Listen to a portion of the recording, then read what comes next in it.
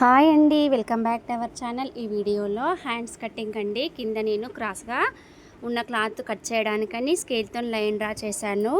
కొలత యొక్క బ్లౌజ్ ఎంతైతే ఉందో హ్యాండ్ పొడవు అంతే పెట్టుకున్నానండి. అయితే దీనికి కింద బార్డర్ అయితే వచ్చింది, ఉల్టాయించడం కోసం ఒక పావించు తీసుకున్నాను.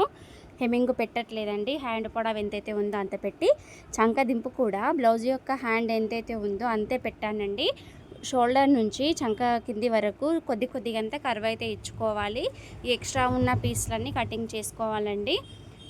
ఈ భుజం దగ్గర మిడిల్లో కచక పెట్టుకొని, భుజం తర్వాత 1 ఇంచ్కి ఒక మార్కింగు, చంక డౌన్ నుంచి 1.5 ఇంచులకి ఒక మార్కింగ్ పెట్టి, ఈ 2 మార్కింగ్ల మధ్యలో 3/4 ఇంచు వచ్చేటట్టు సైజుని బట్టి, పెద్ద సైజు వారికి 3/4 ఇంచు లోతు, చిన్న సైజు వారికి 1/2 ఇంచు లోతు వచ్చేటట్టు మార్కింగ్ పెట్టుకొని కటింగ్ చేయాలండి.